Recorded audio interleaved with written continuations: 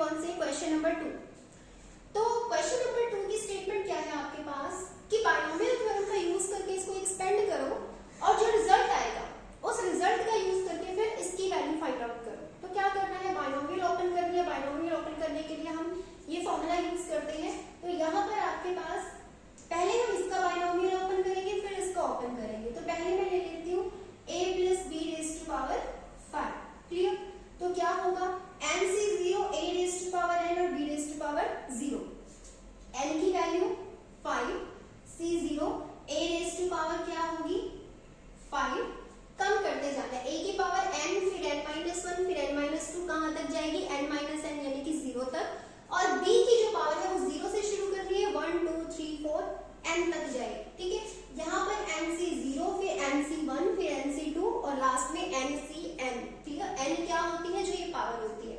तो यहाँ पर 5 से 0 a की पावर क्या आएगी, जो इन दोनों का डिफरेंस होगा 5 और b रेज़ टू पावर क्या आएगी, जो यहाँ पर होगा। Clear? Next 5 c after 0 1 a raise to power 5 minus 1 4 और b raise to power 1 plus 5 से 2 a raise to power 5 minus 2 3 b raise to power 2 plus 5c 0 1 2 now 5c3 a raised to power after 3 5 minus 3 2 और b raised to power 3 plus 5c4 a raised to power 5 minus 4 1 और b raised to power यहाँ 3 है तो यहाँ 3 यहाँ 4 है तो यहाँ 4 then 5c5 a raised to power 5 minus 5 0 and b raised to power जो यहाँ पर है। क्लियर? तो आपको जो है इस तरीके से बाइनोमियल ओपन करनी है। उसके बाद इसको सॉल्व करेंगे। 5 से 0 का मतलब क्या होता है, 5 factorial upon 0 factorial into 5 minus 0 factorial. n ऊपर ये नीचे और फिर इन दोनों का डिफरेंस भी नीचे। क्लियर? 5 फैक्टोरियल का मतलब क्या होता है, 1 से लेकर 5 तक की मल्टीप्लिकेशन। सपोज हमें n फैक्टोरियल फाइंड आउट करना है तो n फैक्टोरियल क्या होगा, 1 to n नंबर्स को हम मल्टीप्लाई कर देंगे। ठीक है, तो n into n minus 1 n minus 2 कहाँ तक जाएंगे, 1 तक जाएंगे। तो ये आपका n फैक्टोरियल ओपन हो जाएगा। तो अब 5c1 को ओपन करेंगे in the same way. 5c1 को क्या लिखेंगे, 5c1 को लिखेंगे 5 फैक्टोरियल अपॉन 1 फैक्टोरियल और साथ में 5 माइनस 1 यानी कि 4 factorial. a raise to power 4 और b raise to power 1 b ही होता है। Next is 5c2 5 factorial upon 2 factorial into 5 minus 2 कितना हो जाएगा, 3 factorial a cube b square. Next 5c3 को भी ओपन करेंगे 5 फैक्टोरियल अपॉन में 3 factorial into 2 factorial a square b cube. Next आ जाएगा 5 factorial upon 4 factorial into 1 factorial.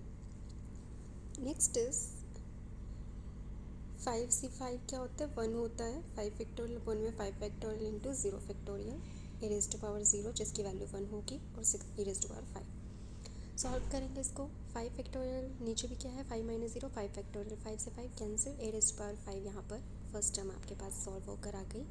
Next है 5 फैक्टोरियल। 5 फैक्टोरियल को हम ओपन कर लेंगे 5 इंटू 4 फैक्टोरियल में तो नीचे आ जाए 4 फैक्टोरियल से 4 फैक्टोरियल आपके पास क्या हो जाएगा, कैंसिल हो जाएगा। क्योंकि अगर आप 5 फैक्टोरियल को ओपन करोगे तो 1 से लेकर 5 तक काउंटिंग और नीचे 4 फैक्टोरियल को ओपन करोगे तो 1 से लेकर 4 तक की काउंटिंग, तो ये कैंसिल हो जाएगा। तो आपका आंसर क्या बचेगा, 5। ठीक है, तो ये 5 1 to 4 क्या है, 4 फैक्टोरियल, नीचे भी 1 to 4 क्या है, 4 फैक्टोरियल। तो जब आपके पास 5 फैक्टोरियल है उसको आप ओपन कर दोगे 5 इंटू 4 फैक्टोरियल तक, नीचे भी 4 फैक्टोरियल पड़ा है तो ये 4 से 4 क्या हो जाएगा, कैंसिल। क्या बच जाएगा आपके पास 5 और साथ में क्या बचेगा, ए रेज़ टू पावर 4 और b। तो this will be your second term. Next 5 को कहाँ तक ओपन करेंगे, 3 फैक्टोरियल तक। 3 फैक्टोरियल से 3 फैक्टोरियल कैंसिल, 2 1 ज़ा 2 2 2 ज़ा 4 5 2 ज़ा 10 a cube b square. Next term 5 factorial को अगेन ओपन करेंगे कहाँ तक, 3 फैक्टोरियल तक। 3 फैक्टोरियल से 3 फैक्टोरियल कैंसिल, 2 1 ज़ा 2 2 2 ज़ा 4 5 2 ज़ा 10 ए स्क्वायर बी क्यूब। नेक्स्ट 5 को ओपन करेंगे 4 फैक्टोरियल तक, 4 से 4 cancel, 5 a b raise to power 4। 5 factorial से 5 factorial cancel, a raise to power 0 की वैल्यू 1 होती है, साथ में क्या है पी रेज़ टू पावर 5, ठीक है। तो ये हमने एक्सप्रेशन को ओपन कर दिया। ऐसे ही हम ए प्लस बी और ए माइनस बी में किसका डिफरेंस है, वहाँ पर ए के साथ प्लस बी है, यहाँ पर ए के साथ माइनस बी है, ठीक है। तो अब हम इस a minus b raise to power 5 को जब ओपन करेंगे तो जहाँ जहाँ बी है वहाँ वहाँ क्या आ जाएगा माइनस बी। मैं इसको दोबारा पूरा ओपन नहीं कर रही। A minus b raise to power 5 में जहाँ जहाँ बी है वहाँ वहाँ हम किसको क्या लिख देंगे माइनस बी। तो फर्स्ट टर्म आ जाएगी a raise to power 5, second term आ जाएगी b की वैल्यू क्या आ जाएगी माइनस बी, तो प्लस किससे रिप्लेस हो जाएगा माइनस से, a raise to power 4 b। Next b square है नेक्स्ट टर्म में, तो b स्क्वायर माइनस b होगा तो उसका स्क्वायर करोगे वो वापस प्लस हो जाएगा, तो ये टर्म एज इट इज़ रहेगी। नेक्स्ट इज b क्यूब है तो यहाँ पर माइनस आगे आ जाएगा 10a square b cube. Next term is 5a, b की पावर 4 है तो वो प्लस हो जाएगी पावर, माइनस b क्या हो जाएगा प्लस b में कन्वर्ट हो जाएगा। इसी तरीके से लास्ट टर्म आ जाएगी minus b raise to power 5। अब इन दोनों को क्या करना है आपको ऐड करना है, a plus b raise to power 5 को और a minus b raise to power 5 को ऐड करोगे तो दोनों की जो है ये टर्म्स हो जाएंगी कैंसिल। तो आपके पास क्या बचेगा, 2 टाइम्स बचेंगे सारी टर्म्स, ठीक है। A plus b raise to power 5 और a minus b raise to power 5 को ऐड करोगे तो ये भी 2 बार है, ये भी 2 बार है, ये भी 2 बार है। 2 मैंने कॉमन ले लिया, अंदर क्या आ जाएगा a raise to power 5 10 a cube b square plus 5a b raise to power 4, ठीक है। अब आपको क्या करना है, अब इस रिज़ल्ट का यूज़ करना है आपको और इसकी वैल्यू निकालनी है। आप देखो तो यहाँ पर a की वैल्यू क्या है √2 और b की वैल्यू क्या है 1, ठीक है फर्स्ट एक्सप्रेशन में। सेकंड में b की वैल्यू क्या है -1, बिल्कुल सेम है ना, a plus b raise to power 5 a minus b raise to power 5, यहाँ पर क्या है √2 + 1 √2 - 1, तो सब कुछ सेम है। जहाँ जहाँ a है वहाँ वहाँ हम √2 डाल देंगे और जहाँ जहाँ b है वहाँ वहाँ हम +1 डाल देंगे। आप +1 डालो या -1 डालो, b की वैल्यू दोनों से सेम ही वैल्यू आएगी क्योंकि b की पावर इवन है। जो हमारा रिजल्ट आया है इसमें आपके पास a की वैल्यू जब आप डालोगे √2 raise to power 5 plus 10 a raise to power 3 यानी कि √2 रेज़ टू पावर 3, ठीक है। a की वैल्यू क्या डालनी है हमें √2। अब b की पावर आप +1 भी डाल सकते हो और -1 भी, क्योंकि स्क्वायर है तो कोई फ़र्क नहीं पड़ेगा, ठीक है। तो स्क्वायर करोगे तो +1 ही आ जाएगा। Next 5 a raise to power क्या आएगा आपके पास √2, ठीक है। और b की वैल्यू +1 डालो -1 डालो, 4 पावर है तो वो प्लस ही हो जाएगा। तो यहाँ पर आपको 1 लिखने की ज़रूरत नहीं है, 1 की पावर जितनी मर्जी कर लो 1 ही आएगा। तो ये आपके पास वैल्यू डालने के बाद सॉल्यूशन आ गया। इसको हम क्या कर लेंगे, ऐड कर लेंगे। ऐड करेंगे तो ये आपके पास बनेगा 2 रेज़ टू पावर √2 की पावर 5 है, √2 की पावर 4 अलग कर लो और 1 अलग कर लो। √2 रेज़ टू पावर 4 क्या आ जाएगा सॉल्व करके 4 आ जाएगा, ठीक है।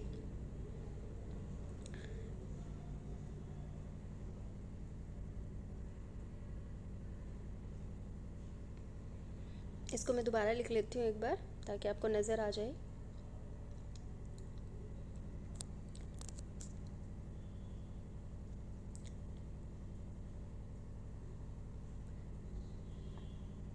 तो हम इसकी 4 पावर अलग कर लेते हैं और 1 पावर अलग कर देते हैं। तो √2 को क्या लिख सकते हैं, पावर 1/2, 2 2 4, तो 2 रेज़ टू पावर 4 क्या आ जाएगा 4 √2 हो जाएगा ये सॉल्व करके। नेक्स्ट है √2 का क्यूब, तो स्क्वायर पावर अलग कर लेंगे और 1 पावर अलग कर लेंगे, ठीक है। तो ये आ जाएगा आपके पास 2 √2, बाहर 10 पड़ा है तो 20 हो जाएगा। नेक्स्ट है 5 √2, इन सबको ऐड कर लो, कितना हो जाएगा ये 29 √2 और बाहर 2 पड़ा है तो मल्टीप्लाई करके 58 √2, ठीक है। तो 58 √2 is your answer. So this was the question number 2। आपको a plus b raise to power 5 और a minus b raise to power 5 से जो रिज़ल्ट निकालना था वो निकाला और फिर जो गिवन एक्सप्रेशन थी उसकी वैल्यू फाइंड आउट की। मुझे वॉइस ओवर करना पड़ रहा है क्योंकि मेरा माइक बंद हो गया था रिकॉर्डिंग करते करते, और पूरी वीडियो रिकॉर्ड होने के बाद मैंने देखा कि माइक तो चल ही नहीं रहा, तो इसीलिए मैं वॉइस ओवर किया है मैंने यहाँ पे। नेक्स्ट क्वेश्चन देखेंगे, क्वेश्चन नंबर 3 पार्ट्स हैं इसमें। 51 raise to power 6, 98 raise to power 5 और 1000 रेज़ टू पावर 5। तो इसको भी सेम बाइनोमियल की हेल्प से सॉल्व करेंगे। 50 को लिखेंगे 50 प्लस 1, 98 को लिखेंगे 100 माइनस 2 और 1001 को लिखेंगे 1000 प्लस 1। ठीक है,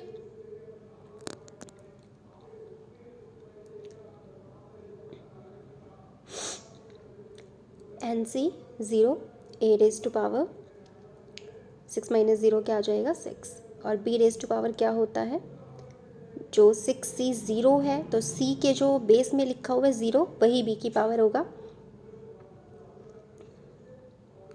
अब देखो B आपका 1 है, 1 की पावर चाहे आप जितनी मर्जी कर लो आएगा तो 1 ही, तो मैं उसको लिख नहीं रही।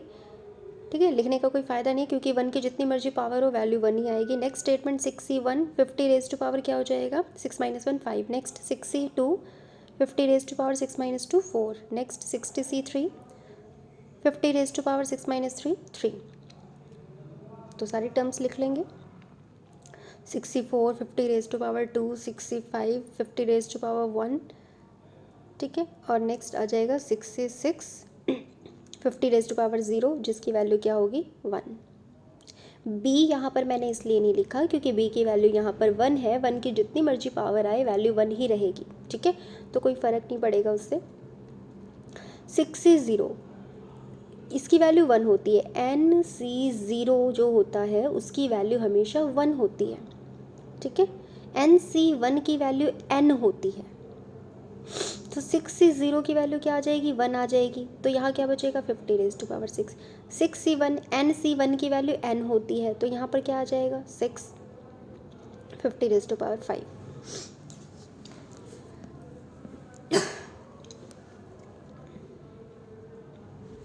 इसको ओपन कर लेंगे। लास्ट क्वेश्चन में मैंने आपको बताया फैक्टोरियल कैसे ओपन करना है, बस फैक्टोरियल ओपन करेंगे और सब कुछ लिखते जाएंगे।